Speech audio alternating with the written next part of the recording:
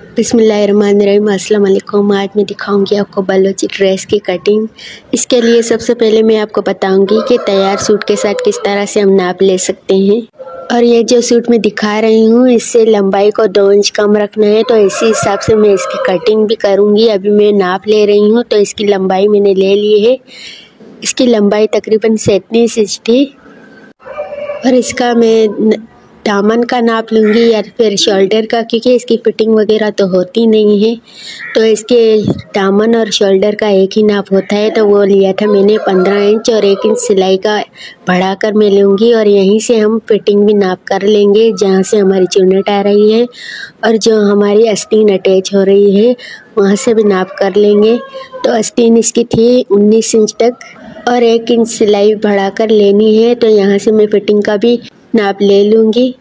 इसी तरह से हम आस्तीन की लंबाई और चौड़ाई भी निकाल लेंगे और यहाँ से फिटिंग का भी नाप निकाल लेंगे। और इसी तरह नाप लेते जाएंगे और फिर कटिंग करेंगे, तो इंशाल्लाह आप पहली दफ़ा में ही कटिंग भी सीख लेंगी। अगर किसी भी कपड़े की कटिंग करना चाहें तो आप सीख जाएंगी। इसी तरह हम साइड के पैनल की भी लंबाई और चौड़ाई निकाल लेंगे। तो आस्तीन के नीचे तक जहाँ पर हमारी फिटिंग आ रही है, चुन्नट्स आ रही हैं, वहीं पर हम लंबाई निकालेंगे। और ये नाप का जो सूट है उसके जो साइड पैनल है इसकी चौड़ाई बहुत ही कम थी, तो हमें कपड़े की कटिंग करेंगे तो एक बालिश्त बढ़ाकर इसकी कटिंग करेंगे। तो इसी तरह से मैंने जेब का भी नाप ले लिया था और यहाँ से दामन भी नाप ले लिया था।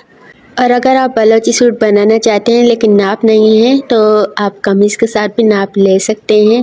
उसका तरीका थोड़ा अलग है, वो भी मैं किसी वीडियो में बता दूंगी। और नॉर्मल साइज़ की फ़्रॉक बनाने के लिए तकरीबन हमें 2.5 मीटर कपड़ा चाहिए होता है या 2.5 गज ले सकते हैं आप। तो ये सिर्फ फ्रॉक का कपड़ा है, ये 2.5 गज है। और सबसे पहले हमें कपड़े की अर्ज़ और लंबाई देखनी होती है, उसी रुख पर हमें कपड़े की कटिंग भी करनी होती है। ये जो किनारी सफ़ेद आपको नज़र आ रही है ये इसकी लंबाई है और दूसरी तरफ इसका अर्ज है। और इसका अर्ज तकरीबन 1.5 गज था। सबसे पहले मैंने कपड़े को डबल फोल्ड किया है। अभी मैं इसकी लंबाई नहीं निकाल रही, सिर्फ दामन में जो चौड़ाई आ रही थी वही सारे कपड़े पर मैं निकालूंगी। तो इसकी तकरीबन 16 इंच तक चौड़ाई मैंने निकाली थी और हर तरफ से 16-16 इंच के निशान लगा लिए थे। जितनी हमें लंबाई चाहिए होगी वहाँ तक मैंने 16 इंच के पहले निशान लगा लिए, इसके बाद ही मैं इसकी लंबाई पे निशान लगाऊंगी। अभी मैंने लंबाई नहीं ली इसकी। नाप के सूट का दामन 15 इंच था, तो 1 इंच सिलाई का मार्जिन देते हुए मैंने 1 इंच बढ़ाया है, तो ये 16 इंच पर मैं सारे निशान लगा रही हूँ। अब हम सारे निशानों को मिलाएंगे और इसके बाद लंबाई का निशान लगा लेंगे, जो कि 35 इंच लंबाई ली थी और 2 इंच एक्स्ट्रा मैंने लिए थे। नाप के सूट की लंबाई आ रही थी 37 इंच, तो यहाँ पर मैंने 35 इंच लिया है और 2 इंच एक्स्ट्रा लिया है सिलाई के मार्जिन इसी में। लंबाई की तरफ से भी हम इसी तरह निशानात लगाते जाएंगे। और इसकी वजह यह है कि काफ़ी अरसे से मुझे कमेंट्स आ रहे थे कि आपने हमें बलोची फ़्रॉक की कटिंग नहीं सिखाई, इसलिए मैंने आपके लिए आज ये कटिंग की वीडियो बनाई है ताकि कोई नए सीखने वाले हैं तो वो सीख लें। इस तरह से अगर आप निशाना लगाते जाएंगे और बाद में आप कपड़े की कटिंग करेंगे तो आपका कपड़ा ज़ाया नहीं होगा। लंबाई और चौड़ाई के रुख पर निशान लगाने के बाद अब हम फ्रंट और बैक के कपड़े की सेटिंग करेंगे, इसके बाद ही कटिंग होगी। फ्रंट और बैक सीधा करने के बाद अब हम इसके दामन की तरफ से कटिंग करेंगे और बाद में इसके लंबाई के रुख पर कटिंग करेंगे। इस तरीके से निशानात लगाने का ये फ़ायदा होता है कि हमारी कटिंग भी सीधी होती है।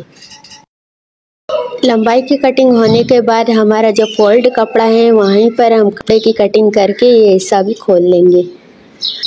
इस कटिंग के बाद हमारे फ्रंट और बैक अलग अलग हो जाएंगे। साइड पे जो कपड़ा नज़र आ रहा है उसी पर हम आस्तीन कटिंग करेंगे और इसके साइड पे जो कलियाँ लगती हैं वो भी इसी में कटिंग करेंगे। साइड का जो कपड़ा है हम इसे फोल्ड कर लेंगे और इस पर आस्तीन की लंबाई और चौड़ाई को निकालेंगे।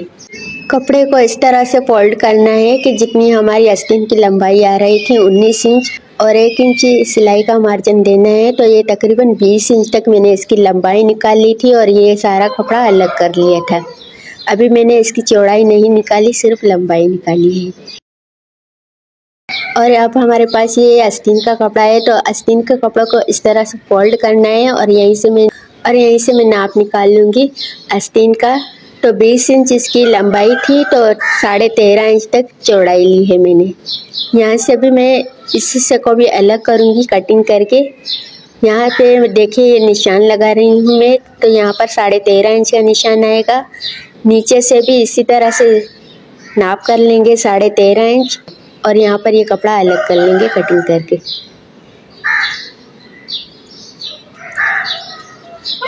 तो यहाँ पर निशान आ रहे हैं 13.5 इंच। यहीं पर मैं फिटिंग का भी निशान लगा लूँगी, जहाँ पर हमारे अटैच होंगे आस्तीन। तो जहाँ से हम चुन्नट लगाएंगे, नीचे से चुन्नट आएंगे और ऊपर से आस्तीन आएंगी। तो यहाँ पर 1 इंच का मैंने निशान लगाया है, और यहाँ आस्तीन की फिटिंग के लिए 6.5 इंच तक मैंने निशान लगाया है।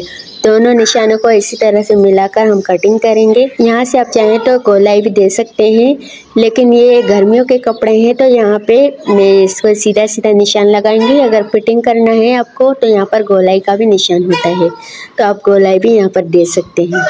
और आस्तीन के ऊपर से जो आपको एक्स्ट्रा 1 इंच नज़र आ रहा है, ये सिलाई का जाएगा।